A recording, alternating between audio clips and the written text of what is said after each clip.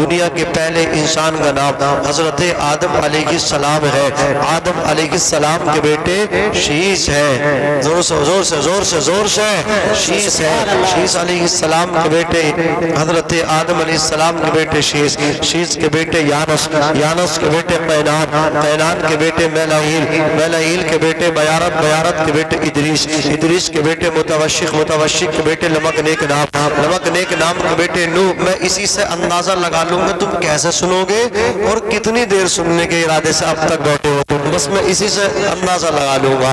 حضرت آدم کے بیٹے شیس، شیس کے بیٹے یانس، یانس کے بیٹے قینان، قینان کے بیٹے میلائیل، میلائیل کے بیٹے بیارت، بیارت کے بیٹے ادریس، ادریس کے بیٹے متوشق، متوشق کے بیٹے لمک نیک نام، لمک نیک نام کے بیٹے نوح، نوح کے بیٹے سام، سام کے بیٹے ذوالحاد، ذوالحاد کے بیٹے شالک، شالک کے بیٹے عامر، عامر کے بیٹے داتا، داتا کے بیٹے رابع، رابع کے بیٹے سارو، سارو کے بیٹے نافو۔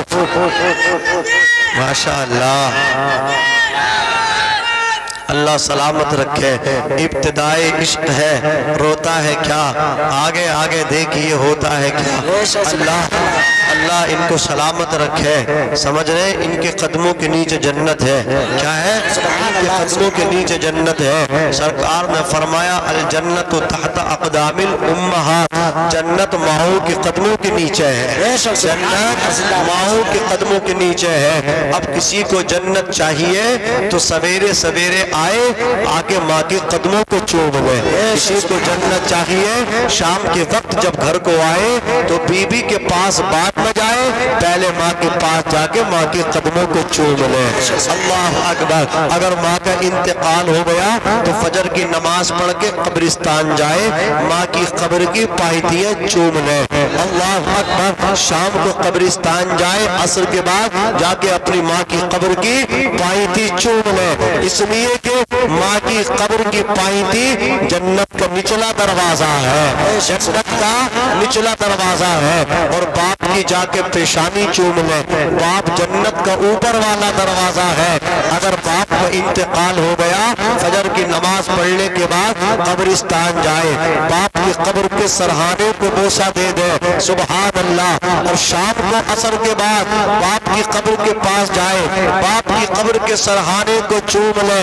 آقا فرماتے ہیں جس نے باپ کی پیشانی چومی اس نے جنت کا اوپر والا دروازہ چوم لیا، جس نے ماں کے قدموں کو چوما اس نے جنت کا نچلا دروازہ چوم لیا، جس نے باپ کی قبر کے سرہانے کو بوسہ دیا اس نے جنت کے اوپر والے دروازے کو بوسہ دے دیا، جس نے ماں کی قبر کی پائپیوں کو بوسہ دیا اس نے جنت کے نچلے والے دروازوں کو چوم لیا۔ نعرہ تکبیر، نعرہ رسالت، نعرہ غوثیت، عصمت اعلیٰ حضرت، عصمت والدین، عصمت والدین، نعرہ تکبیر، نعرہ رسالت۔ اللہ سلامت رکھے آپ کے جذبے کو، اللہ آپ کو مدینہ شریف کی حاضری نصیب فرمائے، بلکہ سبھی کو اللہ اپنے نبی کے شہر مدینہ شریف کی حاضری کا شرف عطا فرما دے۔ اب تو آمین کہہ دو۔ مدینے کا نام سن کے تو گونگا بھی بولنے کی کوشش کرتا ہے۔ بروز حشر ہوٹوں پہ ہنسی معلوم ہوتی ہے، یہ امت تو رسول پاک کی معلوم ہوتی ہے۔ اور مدینہ جس نے دیکھا ہے وہ جب جائے گا جنت میں کہے گا یہ جگہ دیکھی ہوئی معلوم ہوتی ہے، کہے گا یہ جگہ دیکھی ہوئی معلوم ہوتی ہے۔ عزیزان ملت اسلامیہ، حضرت شیس کے بیٹے یانس، یانس کے بیٹے قینان، قینان کے بیٹے میلائیل، میلائیل کے بیٹے بیارت، بیارت کے بیٹے ادریس، ادریس کے بیٹے متوشق، متوشق کے بیٹے لمک نیک نام، لمک نیک نام کے بیٹے نوح، نوح کے بیٹے سام، سام کے بیٹے ذوالحاد، ذوالحاد کے بیٹے شالک۔ میں نے آنکھیں بند کی ہیں لیکن دل کی آنکھیں آپ بھی کھولیں، میں بھی کھولوں، زور سے زور سے، اور دنیا والوں سے کہے کون کہتا ہے دور رہتے ہیں، کون کہتا ہے دور رہتے ہیں، بن کے آنکھوں میں نور رہتے ہیں، بن کے آنکھوں میں نور رہتے ہیں۔ میرے دل کا طواف کرو جنت، میرے دل کا طواف کرو جنت، میرے دل میں حضور رہتے ہیں، میرے دل مسلک اعلیٰ حضرت نعرہ تکبیر یانس کے بیٹے قینان کے بیٹے ملائین کے بیٹے بیارت کے بیٹے ادریس کے بیٹے متوشق کے بیٹے لمکنے اکرام کے بیٹے نوح کے بیٹے سام کے بیٹے زلحات کے بیٹے شالک کے بیٹے عابد کے بیٹے داتا کے بیٹے راوا کے بیٹے سارو کے بیٹے ناخور کے بیٹے تاروق کے بیٹے ابراہیم خلیل اللہ کے بیٹے اسماعیل ذبیح اللہ حضرت اسماعیل کے بیٹے کیدار کے بیٹے عوام کے بیٹے حمل کے بیٹے ثابت کے بیٹے سلامان کے بیٹے علیشہ کے بیٹے علیسہ کے بیٹے حود کے بیٹے حوا کے بیٹے عدنان کے بیٹے معد کے بیٹے نظار کے بیٹے مضر کے بیٹے الیاس کے بیٹے مدرکہ کے بیٹے خزیمہ کے بیٹے کنانہ کے بیٹے نظر کے بیٹے مالک کے بیٹے فار کے بیٹے غالب کے بیٹے لوئی کے بیٹے کعب کے بیٹے مرہ کے بیٹے کلاب. ایسا لگ رہا جیسے جلسہ دوبارہ شروع ہو رہا. ذرا زور سے کلاب کے بیٹے قصی کے بیٹے عبد مناف کے بیٹے ہاشم سرکار کے پردادا حضرات کلاب کے بیٹے قصی کے بیٹے عبد مناف کے بیٹے ہاشم سرکار کے پردادا اور ہاشم کے بیٹے عبد المطلب سرکار کے حقیقی دادا اور عبد المطلب کے بیٹے عبداللہ اور عبداللہ کے بیٹے رضانی بھائی محمد الرسول اللہ. نعرہ تکبیر نعرہ رسالت نعرہ غوثیت مسلک اعلیٰ حضرت سرکار کی آمد دلدار کی آمد آقا کی آمد. نعرہ تکبیر نعرہ رسالت وہ زندہ باد. حضرات اب آپ مجھے یہ بتائیں سرکار کے پردادا کا نام ہاشم, سرکار کے دادا کا نام عبد المطلب, سرکار کے والد ماجد کا نام عبداللہ, سرکار کی والدہ ماجدہ کا نام حضرت آمینہ. اللہ اکبر. حضرت آمینہ کی شادی حضرت عبداللہ کے ساتھ ہوئی. جناب حضرت آمینہ رضی اللہ تعالی عنہ حضرت عبداللہ رضی اللہ تعالی عنہ کے گھر میں آ گئی. نور مصطفیٰ حضرت عبداللہ کے پشت سے نکل گئے, حضرت آمنہ کے شکم میں آیا. حضرت آمنہ رضی اللہ تعالی عنہ ارشاد فرماتی ہے جب میں اپنے والد ماجد حضرت وہب عبد مناف کے مکان پر پہنچی, میرے آگے بھی عورتیں چل رہی تھی, میرے پیچھے بھی خواتین چل رہی تھی, میں بیچ میں چل رہی تھی. اللہ اکبر. جیسے میں نے اپنے شوہر کے مکان سے باہر قدم نکالے, جیسے ہی میں نے جنگل میں اپنے قدموں کو رکھا تو جنگل میں جو پیڑ میرے سامنے آئے انہوں نے مجھ کو جھک کر کے سلام کیا.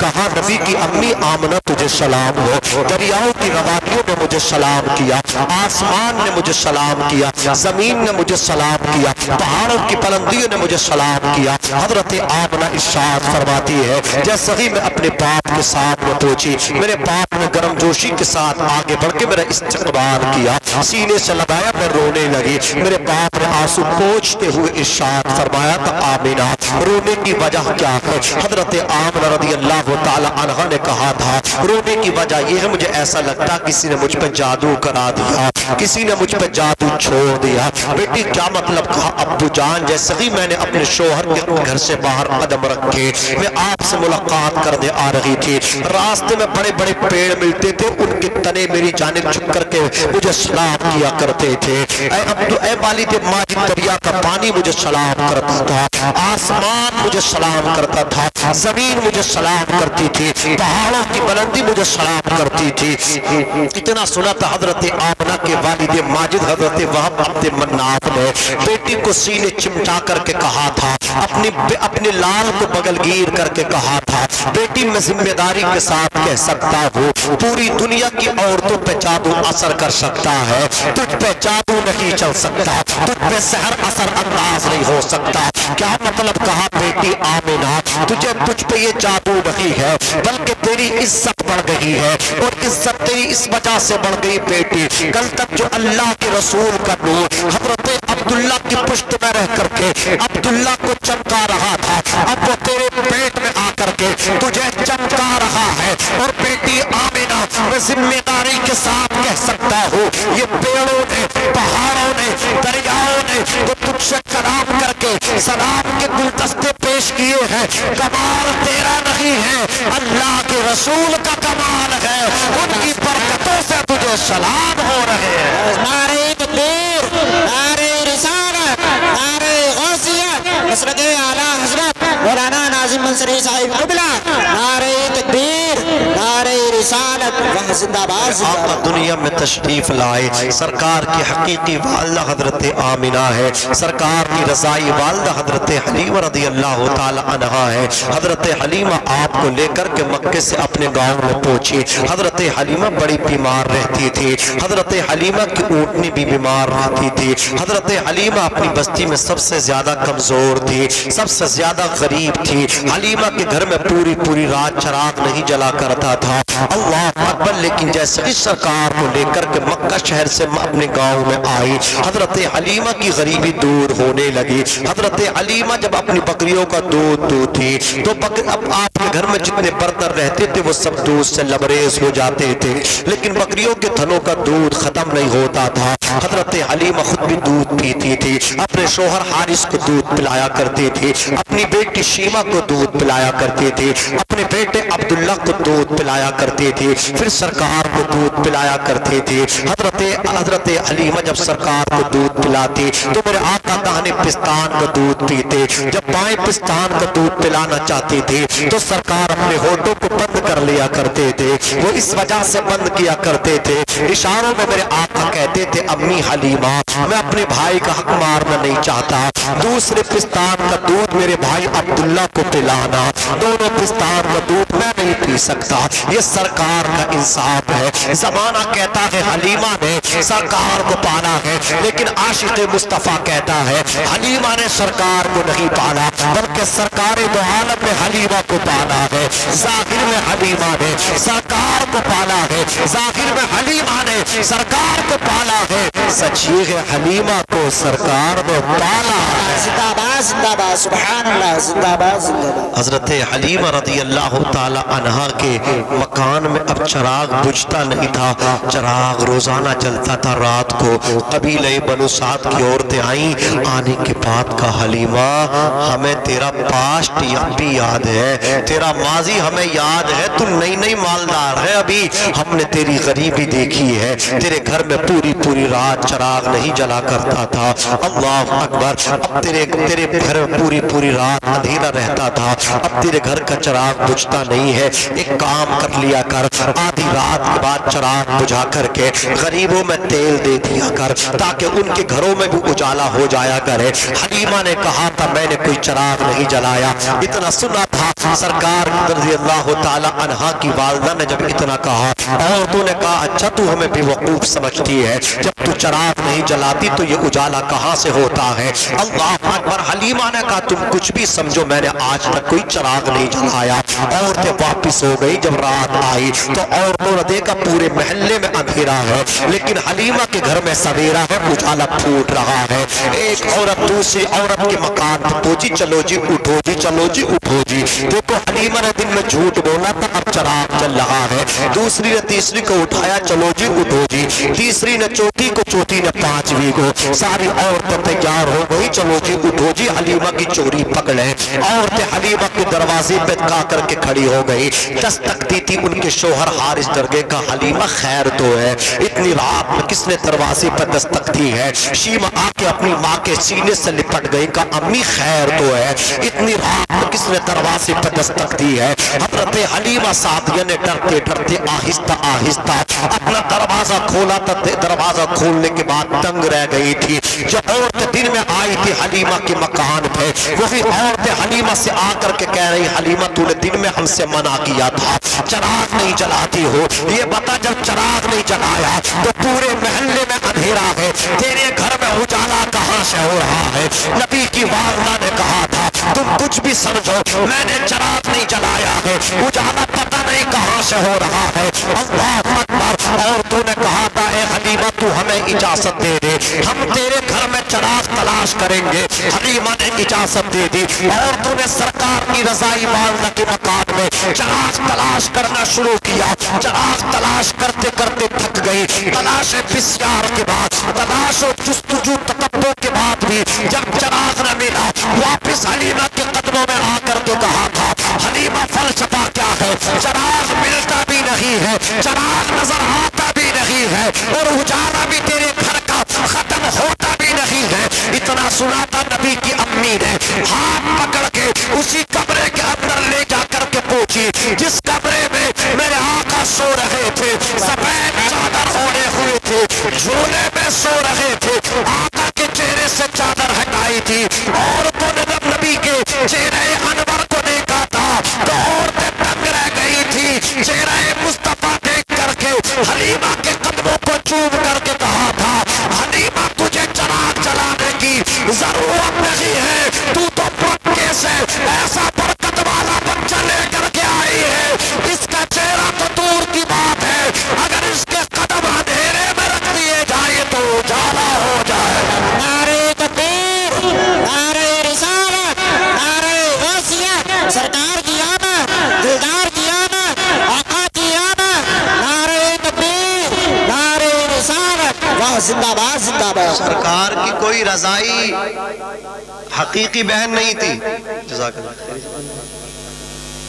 آقا کی کوئی سگی بہن ہے نہیں، کوئی سگے بھائی ہیں نہیں، آقا جب ماں کے پیٹ میں تھے والد کا سایہ اٹھ گیا، دنیا میں آئے 6 سال کی عمر والدہ کا سایہ اٹھ گیا، اللہ اکبر۔ آقا کی سگی بہن تو نہیں تھی لیکن رضائی بہن تھی، حقیقی نہ تھی لیکن رضائی ہمشیرہ تھی، نام تھا شیمہ۔ کیا نام تھا؟ شیمہ، اور وہ بیٹی تھی حلیمہ کی، تو سرکار کا دودھ بھی، سرکار نے بھی حلیمہ کا دودھ پیا اور شیمہ تو ان کی بیٹی تھی، انہوں نے بھی دودھ پیا، تو آقا کی شیمہ رضائی بہن ہو گئی، دودھ شریک بہن ہو گئی۔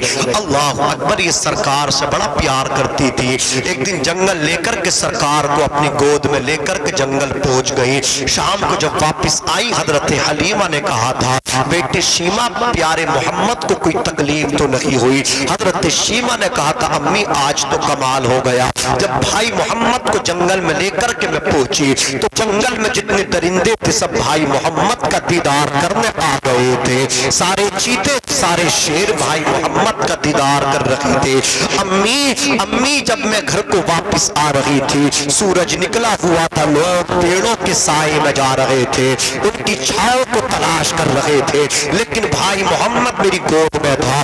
امی میں نے کمال دیکھا، بادل کا ایک ٹکڑا میرے ساتھ ساتھ چل رہا تھا، جہاں میں رک جاتی بادل کا ٹکڑا بھی وہی رک جاتا، بادل کا ٹکڑا ہم پہ سایہ کر کے ساتھ ساتھ چلتا رہا۔ یہ بڑا برکت والا بھائی ہے میرا، بڑی عزت والا بھائی ہے میرا، بڑی شان والا بھائی ہے میرا، مجھے بڑا فخر ہے کہ اللہ نے محمد جیسا بھائی عطا کیا ہے۔ اللہ اکبر، یہی حضرت شیمہ ہے، ان کی سہیلی اپنے بھائیوں کو کھلاتی تھی اور کہتی تھی میرا بھائی چاند ہے، دوسری کہتی تھی میرا بھائی سورج ہے۔ حضرت حلیمہ نے کہا میں اپنے بھائی محمد کو لے کر کے آتی ہوں، پھر دیکھتی ہوں کس کا بھائی میرے بھائی سے مقابلہ کرے گا، پھر دیکھوں گی کس کا بھائی میرے بھائی کے سامنے ٹک سکے گا۔ اپنی والدہ کے پاس پہنچی تھی شیمہ، جا کر کے کہا تھا امی بھائی محمد کو آج مجھے دے دو، کمپٹیشن ہے، میں مقابلہ جیتنا چاہتی ہوں۔ حضرت شیمہ کو حضرت حلیمہ نے سرکار کو دے دیا، حضرت شیمہ سرکار کو اپنے سینے لگا کر کے گود میں لے کر کے اسی میدان میں پہنچی جہاں پہ لڑکیاں اپنے بھائیوں کو کھلا کر کے کہتی تھی میرے بھائی کو اللہ نے چاند بنا دیا، میرے بھائی کو اللہ نے سورج بنا دیا، میرے بھائی کو اللہ نے کتنا جمال عطا کیا ہے۔ حضرت شیمہ سرکار کو گود میں لے کر کے وہیں پہنچ گئی، جا کر کے کہا تھا لڑکیوں میری سہیلیوں تمہارے بھائی چاند ہے سورج ہے، لاؤ میرے بھائی محمد کا بھی مقابلہ کر لو۔ کہا شیمہ ہم تیرے بھائی کو دیکھیں گے، تو روزانہ اپنے بھائی کی تعریف کرتی تھی، تو کہتی تھی میرا بھائی اتنا خوبصورت ہے، اتنا حسین و جمیل ہے، اتنا بچی و شکیل ہے، ہم بھی دیکھنا چاہتے ہیں، دکھا اپنے بھائی کا چہرہ۔ حضرت شیمہ نے جب سرکار کے چہرے انور سے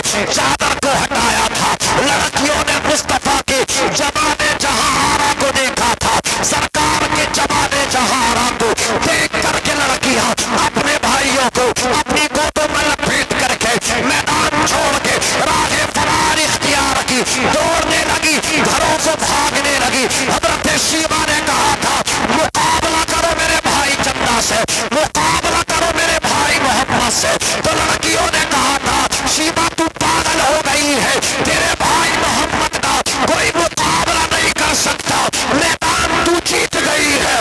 شیمہ تیرا بھائی تو اتنا خوبصورت ہے، اتنا خوبصورت ہے، اس کے ایک کال میں چاند نظر آ رہا ہے اور دوسرے کال میں سورج نظر آ رہا ہے. سبحان اللہ. نعرہ تکبیر، نعرہ رسالت، نعرہ غوثیہ، مسلک اعلیٰ حضرت مولانا ناظم منظری صاحب قبلہ. نعرہ تکبیر.